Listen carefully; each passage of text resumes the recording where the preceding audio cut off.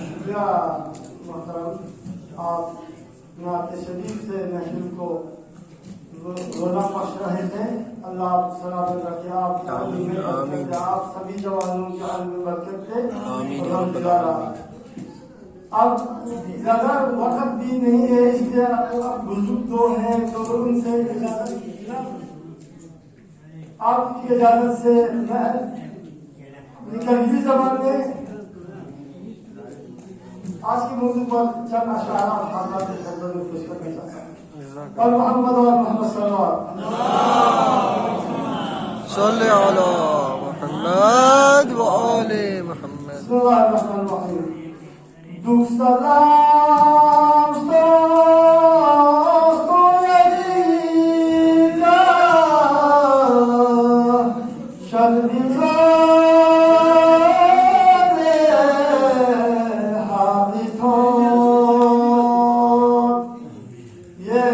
शरीफ जो है मौला इमाम ज़ैनुल आबिदीन अलैहिस्सलाम की शान में लिखी गई है। आप जो उर्ददान हजरात से मैं माजरत चाहता हूँ क्योंकि मैं उर्दू में नहीं लिख पाया ये ना। दुख सलाम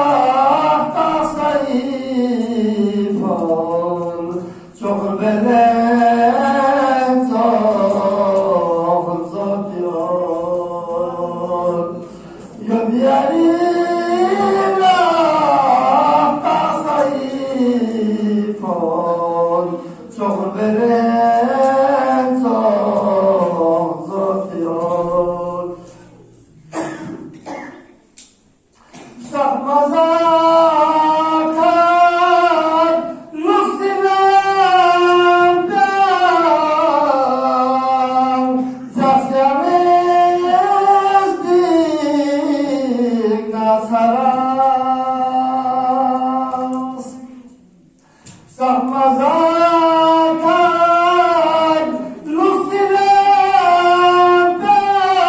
Rusilemden Tazyamezdik Nasaras Karbela'da Şam'da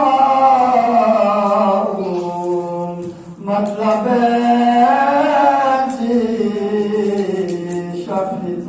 Şafitot Karbela'da Şam'da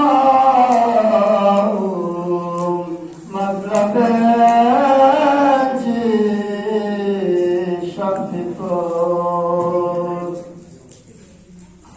Biz yariş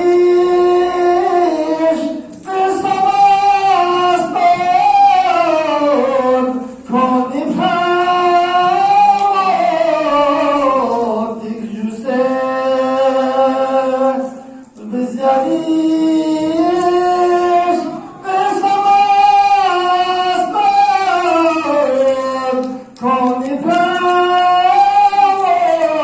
konifetik yüze Haşr-ı Şah yok dünyada ve nefrukan çoklar çok Haşr-ı Şah yok dünyada ve nefrukan çoklar çok Parmağında var Muhammed sallallahu